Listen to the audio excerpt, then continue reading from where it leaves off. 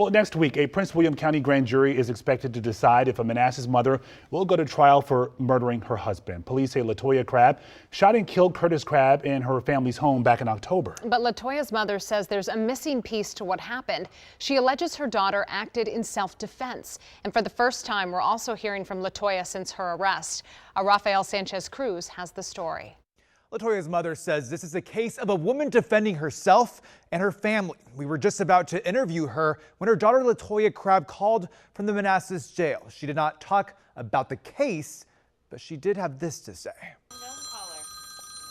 Oh, that's my daughter. Hello, this is a prepaid call from William Crabb, an inmate at the Prince William Manassas jail. For the first time, we're hearing from LaToya Crabb, accused of shooting and killing her husband in her family's Manassas home. This whole process has been frustrating and overwhelming, and my children are suffering for me being here, trying to prove my innocence.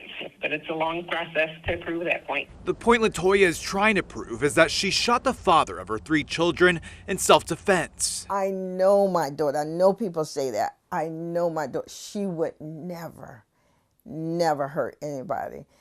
But her life was on the line. It was either her life or his life. LaToya Crabb is charged with second-degree murder. They're alleging that she reloaded the gun, and that's why they've denied bond twice. Right. What do you respond to those allegations?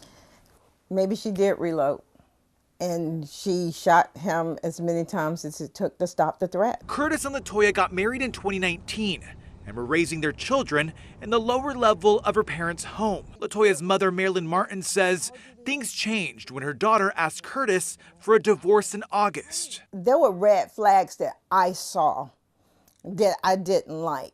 But I don't really get into my children's relationship. Martin says one of the red flags came after she served Curtis a 30-day notice to vacate the home.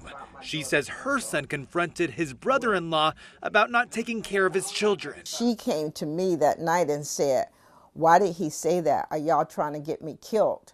And it took me back, and I'm like, whoa, she's never used that language. Martin says the second red flag came 2 days before the shooting, when Curtis allegedly sent her daughter a series of text messages that read in part, "Answer my call or I'm going to go to the house and punch your mother in the face," followed by, "I will hurt everyone in that house," then set it on fire, and finally, "I'm taking the kids. You will never see them." Martin says her daughter was experiencing domestic abuse. Why didn't she do something? Well, she did. She prevented those 5 murders. Manassas City Police say they do not have records of them responding to domestic violence calls in the family's home prior to the deadly shooting. Martin says that morning, her daughter tried contacting a domestic violence group who sent her this alleged text message that reads, "Currently, we're experiencing unusually high wait times and have limited availability for live services." You can't judge what you would do if you're not in that situation. We reached out to the Prince William County Commonwealth's attorney for comment. She tells us that in order to ensure a fair trial for the defendant, her office will not comment on pending cases. We also tried reaching out to Curtis Crabb's family multiple times, but we did not get a response. An online memorial describes him as a dedicated family man and a proud, loving, and doting father to his children.